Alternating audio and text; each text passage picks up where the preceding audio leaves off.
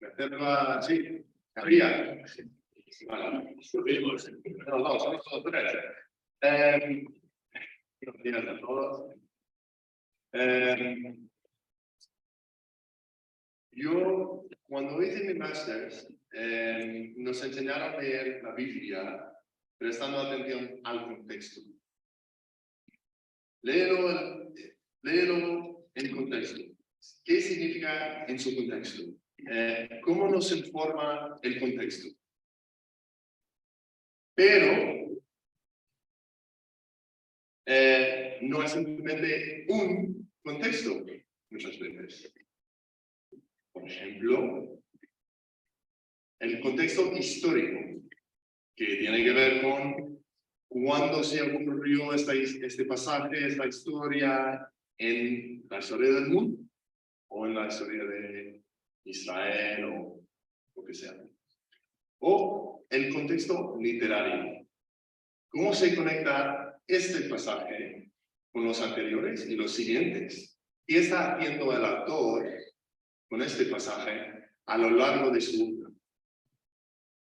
O el contexto bíblico, es decir, ¿cómo se conecta este pasaje a los de otros libros de la Biblia? Y cada uno de estos contextos tiene su valor y merece nuestra atención. Bueno, aplicándolo a Juan 8:12. El contexto histórico es la fiesta de los tabernáculos. Y nos dice esto en 7:2 y 7:37. Y esta era una de las tres fiestas principales de los judíos. Una de las tres fiestas principales que vinieron los judíos a Jerusalén para celebrar. Bueno, uno de los más importantes. Y tiene que ver con la historia de los israelitas pasando de Sinai a la tierra prometida durante 40 años. Y este contexto es muy rico. Hay mucho allí que merece nuestra atención. O el contexto literario. El tema de luz y tinieblas en Juan ya se mencionó en 1:4-5. A ver si lo tengo. En él estaba la vida, y la vida era la luz de la humanidad. Esta luz resplandece en las tinieblas, y las tinieblas no han podido extinguirla. Pues Juan usa estos temas, estas imágenes de luz y tinieblas a lo largo de su libro. Y es otro contexto que merece nuestra atención. Pero hoy no nos centramos en aquellos contextos. Hoy nos centramos en el contexto bíblico. ¿No? ¿Avanza?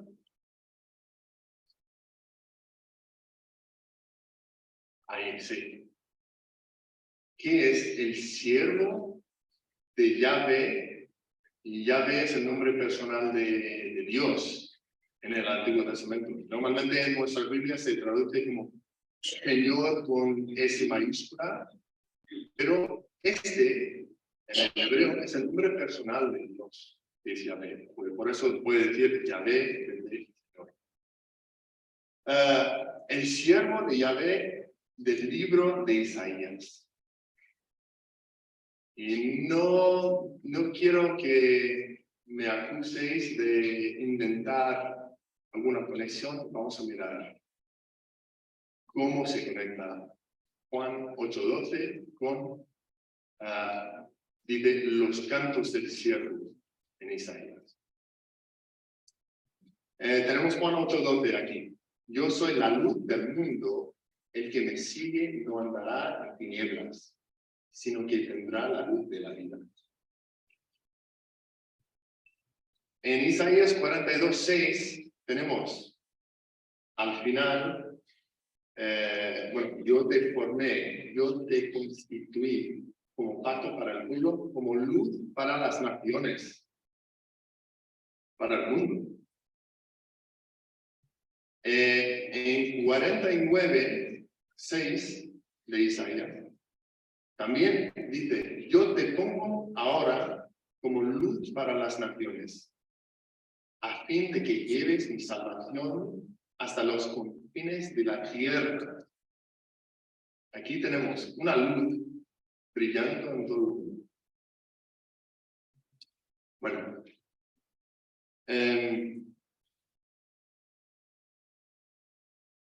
Bueno, y lo que está haciendo aquí Jesús es, como es rabino muy bueno, era esta costumbre de los rabinos citar una idea o un versículo del Primer Testamento. Y digo Primer Testamento del Antiguo Testamento por un profe mío que me lo enseñó y luego les cuento. Pero cuando los rabinos citan al Primer Testamento, muchas veces citan un versículo o una parte de un versículo. Y no es solamente el trozo que citan que quieren que prestemos atención. Normalmente es todo el pasaje en el Primer Testamento. Por ejemplo, Jesús lo hace en Mateo 27:46. Cuando está en la cruz, dice Elí, Elí, lema sabachthani, que está citando a Salmo 22:1. Pero si vas a Salmo 22 y lo lees entero, bueno, tiene que ver con la experiencia, con lo que está pasando Jesús en el momento. Y termina Salmo 22 con todo el mundo alabando a Dios y glorificando a su nombre. Pues Jesús tenía esta costumbre de citar un trozo, pero quiere que prestemos atención a todo el texto en el Primer Testamento.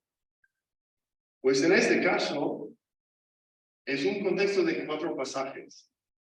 Y los cantos de siervo no he puesto en la pantalla, pero son, si queréis notar, Isaías 42:1-7, Isaías 49:1-7, Isaías 50:4-9, y lo más conocido es 52:13 hasta el fin del capítulo 53. Y esos 4 pasajes son los cantos del siervo. Bueno, pero primero, más contexto. ¿Qué nos enseña el contexto de Isaías y el contexto de Jesús? ¿Qué tiene que ver entre ellos? Bien, está bien, hombre. ¿Qué me haces?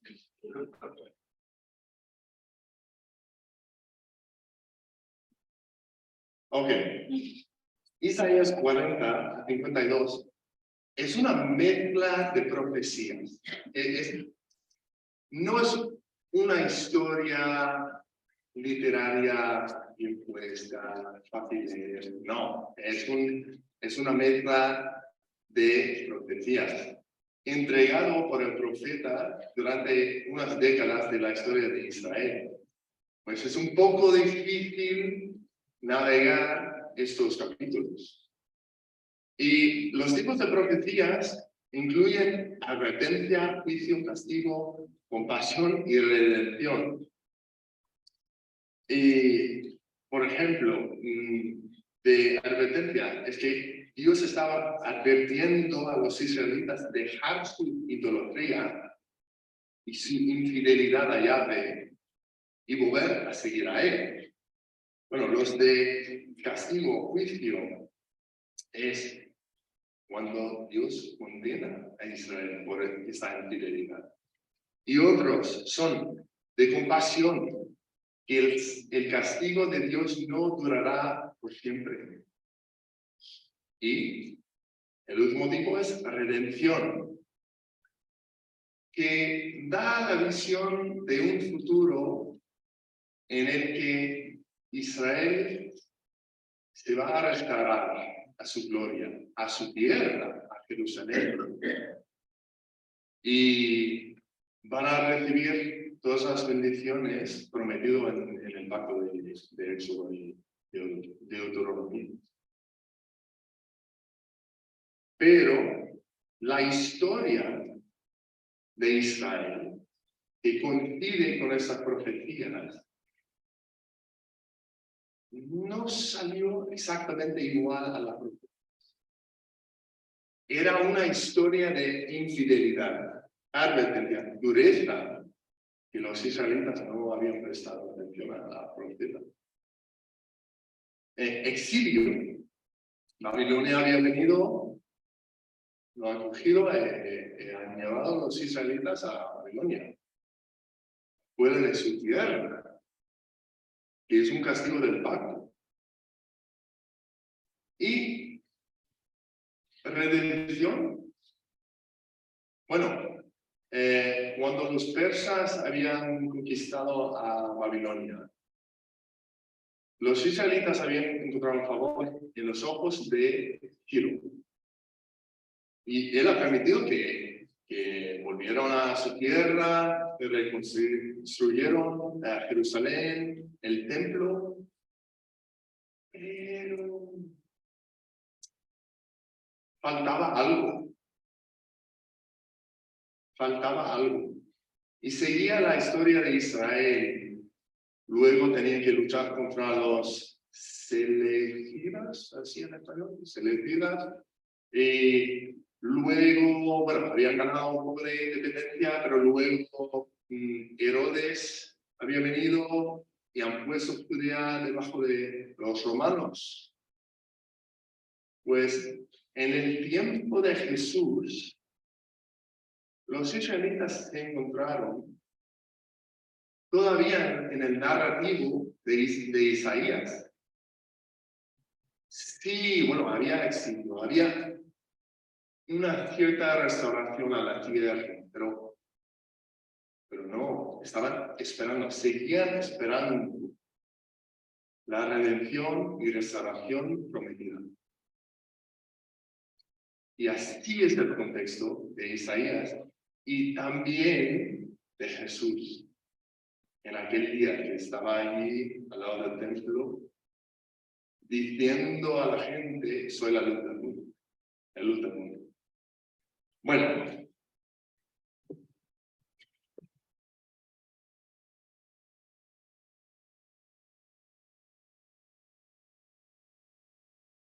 ¿podría el verdadero siervo ponerse de pie?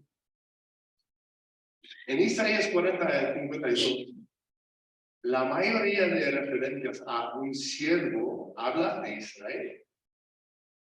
Israel era, primeramente, el siervo de Dios. Y con esto, Dios tenía planes. Que cumplen unos requisitos, pero una vez y otra vez y otra vez habían fallado. Por ejemplo, en Isaías 42:19-20. Qué fuerte. ¿Quién es más ciego que mi siervo y más sordo que mi mensajero? Hablando de Israel. ¿Quién es más ciego que mi enviado y más ciego que el siervo del Señor? Tú has visto muchas cosas, pero no las has captado. Tienes abiertos los oídos, pero no oyes nada. Y tenemos, bueno, aquí son todos los versículos en que se habla de Israel como el siervo. Y vemos que el siervo no está cumpliendo su misión. Pero entra un siervo misterioso en estos 4 cantos. No lleva nombre, y aunque a veces se refiere a ese siervo como Israel, es obvio que no es Israel, porque su misión es redimir a Israel. Pues, ¿quién es este siervo?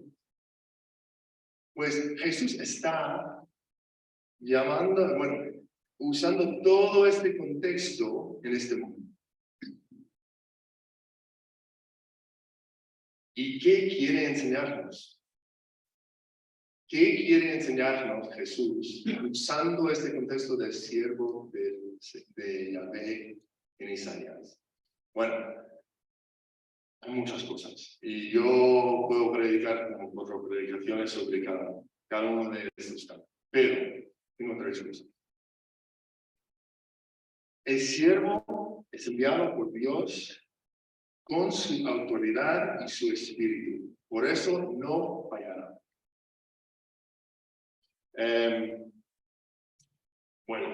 Este es mi siervo, a quien sostengo, mi escogido, en quien me deleito. Sobre él he puesto mi espíritu, llevará justicia a las naciones. En 50, en el versículo 7. Por cuanto el Señor omnipotente me ayuda, no seré guiado. Por eso endurecí mi rostro con el pedernal, y sé que no seré avergonzado. De allí recibe Jesús su fortaleza. Conociendo a Dios, su Padre, y sabiendo que Él le había enviado. Y envió, puso su espíritu en Jesús para cumplir la misión. Y esta es la ironía de Juan 8. Porque si seguimos leyendo Juan 8, ¿qué dicen los fariseos? Cuestionan la autoridad de Jesús. Y Jesús ya había dado esta pista. Yo soy el siervo de Dios. Así que tengo toda la autoridad de Dios. El Espíritu está conmigo. No temo de nada. Pues, ¿qué me dices? Pero los fariseos dicen, tú te presentas como tu propio testigo. Así que tu testimonio no es válido. No, es válido de Isaías. Está cumpliendo la misión de Dios. Y si los fariseos habían prestado atención a lo que estaba diciendo Jesús, y este contexto bíblico, no hubiera dicho esto. Bueno, segundo, el siervo ofrece salvación al mundo. En Isaías 49:6, no es gran cosa que seas mi siervo, ni que restaures a las tribus de Jacob, ni que hagas volver a los de Israel, a quienes he preservado. Yo te pongo ahora como luz para las naciones, a fin de que lleves mi salvación hasta los fines de la tierra. El énfasis que vemos en el Nuevo Testamento sobre salvación para todo el mundo, misiones a todo el mundo, no es nuevo. De hecho, está retomado del Primer Testamento. Aquí en Isaías vemos que la misión de Dios era para que todo el mundo le conozca. Y pues no es nada nuevo. Y los israelitas, si lees, por ejemplo, Deuteronomio, Éxodo 19, pasajes así, los israelitas iban a ser un ejemplar al mundo. Es que Dios quería que Israel sea una luz para las naciones.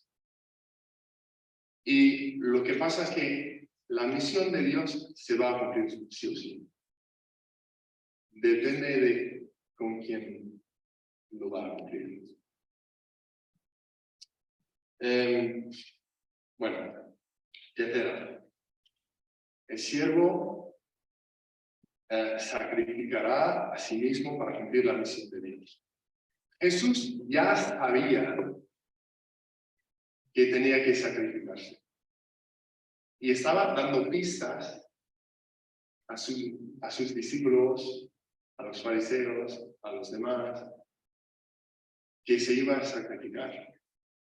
Porque así es la mayoría del último canto del siervo, de 52, 13 a 53, 12. Él fue traspasado por nuestras rebeliones y molido por nuestras iniquidades. Sobre él recayó el castigo, precio de nuestra paz. Y gracias a sus heridas fuimos sanados.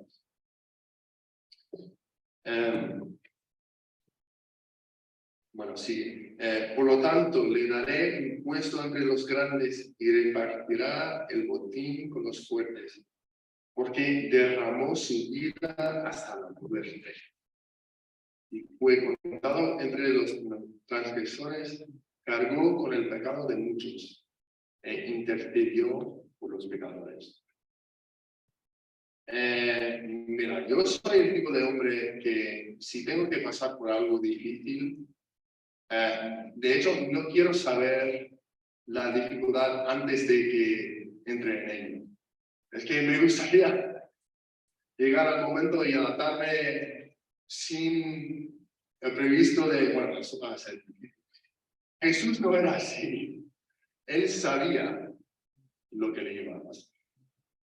Y seguía en ello. Es impresionante. Bueno, tengo cosas así.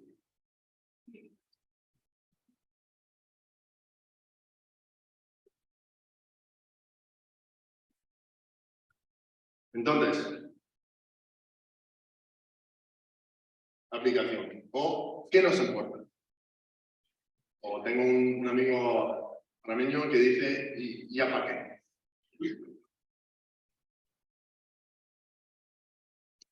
Hay algo que se ocurre en Isaías después del capítulo 53.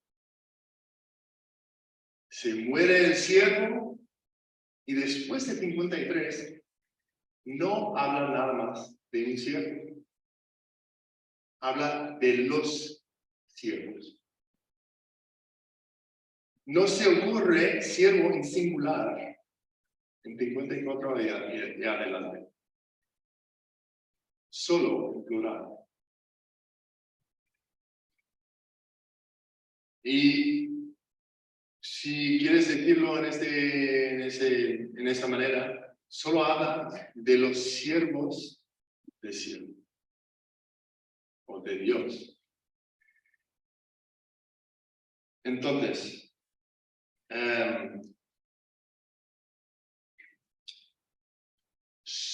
si estamos en Cristo, si seguimos a la luz del mundo, somos estos siervos.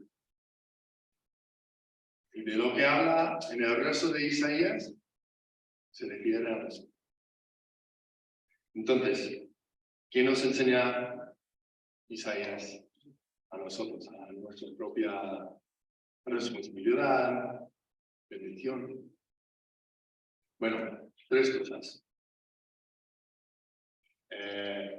Las descalificaciones anteriores no se descalifican nada más. Isaías 56, 4 a 7. Y justo antes, en versículo 3, hay dos personas, extranjeros y eunucos. Y dicen, y dan razones por qué no se puede juntar con la gente de Dios. Dice, no soy más que un árbol seco, es su excusa. Y el Señor, Yahvé, me excluirá de su pueblo. ¿Y qué dice Yahvé? A los eunucos que observen mis sábados, que elijan lo que me agrada y sean fieles a mi pacto, le concederé ver grabado su nombre dentro de mi templo y de mi ciudad. Eso les será mejor que tener hijos e hijas.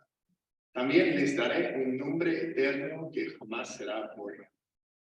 Y a los extranjeros que se han unido al Señor, a Yahvé, para servirle, para amar el nombre de Yahvé y adorarlo. A todos los que observan el sábado sin profanarlo y se mantienen firmes en mi pacto, les llevaré monte santo, los llenaré de alegría, casa de oraciones. Las descalificaciones de antes no sirven nada más. Tal vez hay alguien aquí que dice, no, soy de una familia así, o tengo mis historias, o no, bueno, no, tienes tus excusas y no vale. No vale. Entonces, la segunda parte de este, y no lo he mencionado antes, es Jesús estaba dando una invitación. No obliga a nadie. No obliga a nadie. Él dice, mira, soy la luz, ¿me sigues? ¿Andas en la luz? ¿En luz? ¿Te quitas de tinieblas? Aquí estoy, ven. Y podemos rechazarlo, la oferta. Pero la invitación está abierta a todo el mundo. Segundo, el siervo ofrece salvación al mundo, pero no solo salvación. ¿Quién de entre vosotros teme al Señor y obedece la voz de su siervo? Aunque camine en la oscuridad y sin un rayo de luz, que confíe en el nombre de Yahvé y dependa de su Dios. Seguir a Jesús es confiar en Dios, es depender de Dios. No confías ni dependes a nadie o nada una vez. Mis hijos dependen de mí, aunque no quieran admitirlo. Dependen de mí, porque si su madre y yo no compramos comida, no hay comida en casa. Si no pagamos la renta, no hay piso. ¿Sí? Depende de nosotros. Pues Jesús, y hago este punto porque hay un error que es fácil que podemos creer. Es, vale, Jesús me da salvación cuando me muero y hasta ahí muy bien, porque vivo mi vida y ya está. No, hay esa expresión en el Primer Testamento, es que seguir el camino de Yahvé. Es esa expresión que está usando Jesús. Y seguir a un camino de alguien es vivir prestando atención a su ejemplar, haciendo como hacen ellos. Es seguir a alguien, es una relación. No es una lista de haces esto, que no hagas esto. No, es una relación. Y así es la vida a la que llama Jesús. Nos llama Jesús. Me queda un...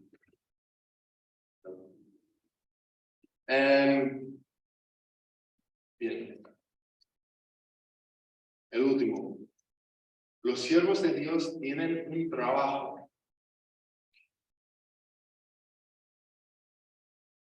En el último capítulo de Isaías,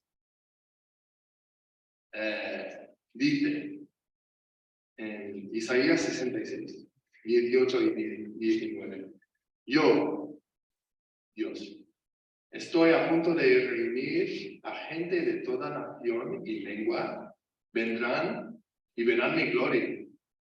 Les daré una señal, y algunos de sus sobrevivientes, refiriéndose a los siervos de Dios, los siervos, los enviaré a las naciones, a Tarsis, Pul, Lidia, Tubal, Grecia, y a las costas lejanas, que no han oído hablar de mi fama, ni han visto mi gloria. Ellos, siervos, anunciarán mi gloria entre las naciones. Como he mencionado antes, que la misión global de Dios no era nuevo en el Nuevo Testamento, tampoco es la gran comisión de Mateo 28, 19 y 20. Está aquí, en Isaías 66. Y me encanta que Pepe antes, hablando de este Nuevo Testamento de Yevadí, había mencionado que este Nuevo Testamento, que sí sirve para ayudar a la gente en el norte de África, pero no tiene que salir de Europa para servir, para alcanzar a las naciones, para dar la luz de Jesús a las naciones. Está aquí, en España, Luxemburgo, Bélgica. Entonces, Dios ha hecho algo maravilloso en su vida. Es que ha traído las naciones a nosotros.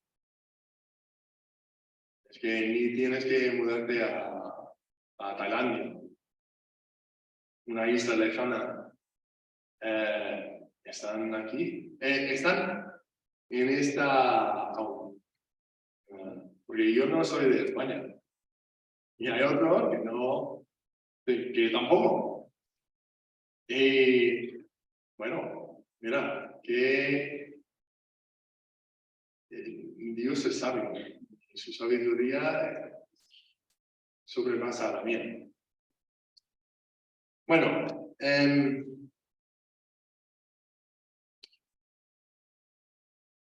cuando Jesús se identifica con el siervo de Isaías, no es un mensaje solo para los que no conocen a Él, o solo para los que conocen a Él. Ya. Hay algo aquí para todos. Si no conoces a Jesús, te invita a dar en su luz, a seguir a Él. Está abierta la invitación. Para los que ya conocen a Él, bueno, nos da un trabajo. Y tal vez, bueno, es fácil, tal vez hemos entrado los cristianos en ese error de pensar, bueno, voy sano y salvo, no tengo que hacer nada más. No tengo que seguir a Jesús diariamente. Bueno, no puedo hablar por vosotros, pero eso me ocurre casi cada día. Entonces,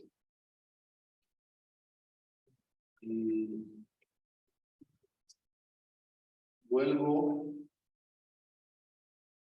Wow, ¿qué tal? Jesús dice, yo soy la luz del mundo.